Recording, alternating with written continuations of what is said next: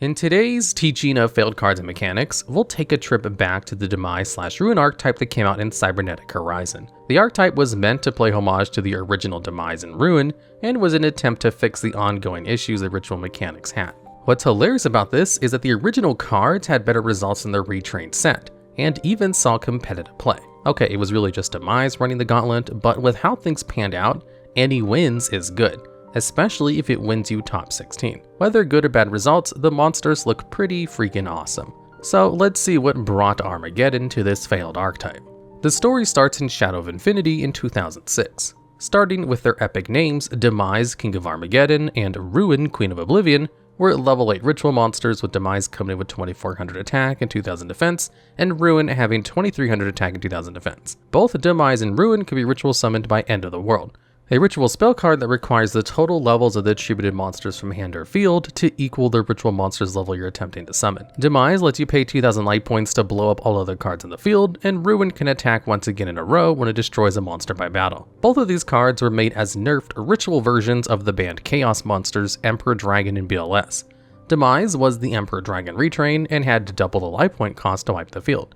It only affected the field, but it at least didn't destroy itself. Ruin was the retrain of BLS. Except while BLS had 2 effects, Ruin was only given the battle phase double attack one, which is basically the same, except way less useful with only 2300 attack instead of BLS's massive 3000 attack in comparison, which actually made it useful. Demise's impact took a bit of time before the card made its presence known. It doesn't take a genius to figure out that sacking 2000 life points to remove everything from the board is amazing, especially when the early days of Yu-Gi-Oh! Didn't have a lot of negations to stop this effect from clearing the board. No Fiendish Chain, no Effect Veiler, no Imperm stood in the wake of a Dark Hole plus Heavy Storm. With most cards in 2006 being battle-oriented, Demise was a great way to clear house. You may also know of Demise's name through its correctly named deck, Demise OTK. Thanks to the creation of advanced ritual art, it was easy to set up a layout for the OTK. By sending 2 level 4 normal insects to the grave, you can ritual summon Demise and use its effect of being able to clear all the cards on the field. This allowed you to set up a risk-free and unstoppable OTK using Doomdozer and Metamorphosis to bring out a Cyber Twin Dragon.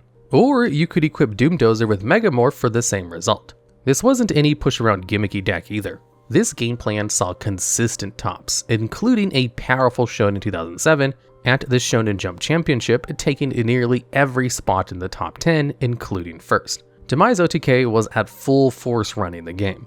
This is until the new meta tech started to see play. With Demise OTK on the prowl, players began to prep tech for it, and the tech came in the form of 2 traps, Trap Dust Shoot and Mind Crush. Trap Dust Shoot allows you to look at your opponent's hand if they have 5 or more, and return one of them to the deck. Mind Crush allows you to declare 1 card name, and if your opponent has it, they must discard all copies of it. Both of these picks were the strongest checks for the deck, attacking your hand before you get a chance to establish your ritual monster. Players can activate Mind Crush to trap Dust Shoot in response to your ritual art and pull the Demise out of the hand. So, one of the game's most destructive decks was pretty much destroyed by 2 traps and eventually sidelined. It even became more clear when the cards used for its OTK, Metamorphosis, Advanced Ritual Art, and Megamorph visited the ban list. There's also the case that since the deck was an OTK based deck, meant that it barely had any moves to do on the first turn except play stall cards, which just wasn't fun to play against. On the brighter side, nothing can be taken away from the force that Demise was in the TCG, and was a powerhouse the year it was running rampant. Oh, and Ruin being used as a wallpaper on computers or something. Not as if the card had anything else to do. Ruin's effect wasn't good enough for players to want to main it. It had no protection against traps of any phase, and could only attack multiple times if your opponent controlled monsters. Sure, that may be helpful at certain times, but what's the point of a trap card like Mirror Force, Magic Cylinder, and Bottomless Trap Hole? Could remove it before it sees action. Ritual monsters were already considered horrible due to the tremendous amount of resources they took to make. It made no sense to run it since it didn't have a beneficial effect on par with its apocalyptic counterpart, who could just wipe the board completely. To some people, it was a waifu. To the rest of us, it was just a terrible printed card. So rejoice, Demise/Ruin lovers, Demise didn't fail. He did his job effectively. It was just the rest of the archetype that flushed his legacy into the toilet, because over 12 years later, Konami announced the release of a new support around Demise and Ruin in the TCG set Cybernetic Horizon. This was another of Konami's attempts to fix the ritual mechanic and make it less punishing to play ritual monsters as they tried to with Vendreads and Black Luster Soldier. It's not like Konami knew what it took to make a good ritual deck. Anyways, here's what Demise/Ruin archetype received as their first wave of support. Starting with their monsters, Demise, Agent of Armageddon, was a level 4 Dark Ritual monster with 1800 attack and 1000 defense, which can be ritual summoned with the ritual spell Cycle of the World. This card's name becomes Demise, King of Armageddon when it's on the field or in your hand. When ritual summoned, you must pop one face-up monster on the field. When it's sent to the graveyard, you can target one ritual monster, and while it's face-up on the field, your opponent can't activate cards or effects in response to your ritual monster's effects. Ruin, Angel of Oblivion, was a level 4 light fairy with 1700 attack that uses Cycle of the World as its ritual spell, and is also treated as a Ruin, Queen of Oblivion while in the hand or on the field. While it's ritual summoned, it can make 2 attacks on monsters. If this card is sent to the graveyard, you can target one ritual monster, and while it's face-up on the field, your opponent can't activate cards or effects in response to your ritual monster declaring an attack. So, you see Demise and Ruin in their preteens. Now let's show you them when they hit their 30s. Demise, Supreme King of Armageddon, was a level 10 monster with 3000 attack and defense, can be ritual summoned with Cycle of the World, and is also treated as Demise, King of Armageddon while on the field or in the hand. While this ritual summon card is on the field, your ritual monsters can't be destroyed by battle. It has the same board wiping effect as the original Demise, letting you pay 2000 life points once per turn to destroy all cards on the field, but it also inflicts 200 damage to your opponent for each card destroyed on their side of the field. However, if all monsters used in this card's ritual summon were ritual monsters, you don't have to pay life points to activate this card's effect. Ruin, Supreme Queen of Oblivion, was a level 10 monster with 2900 attack and 3000 defense.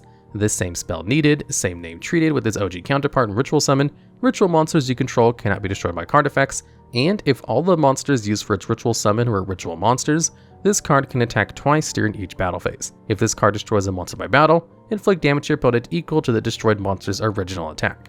The main idea around the deck was to use the preteen monsters as tributes to bring out the Demise/Ruin monsters of the field and give them additional protection from your opponent's cards and effects. Demise Agent's protection was great in combination with the other Demises, as it's pretty much guarantees that once you say activate effect, there would be no way for your opponent to stop it. Angel was a bit more on the subpar side, as its effect was more attack oriented. The game was already etched out of the battle phase cards in 2018, so having an effect that only protected ritual monsters during the battle phase wasn't beneficial to the deck. As for the 10s, it's no surprise that Demise once again stood out as the go-to of the deck. Even though Supreme Queen did burn damage, protecting ritual monsters from being destroyed by card effects, and didn't need monsters this time to swing twice, none of that holds a candle to a 3k Juggernaut who can blow up the field, potentially for free, while burning your opponent for each of their destroyed cards. This level 10 Demise played homage to Emperor Dragon with its burn for each card destroyed, and Ruin played homage to the famous Armory Arm attached to BLS combo, which could OTK through any board of 2 attack position monsters.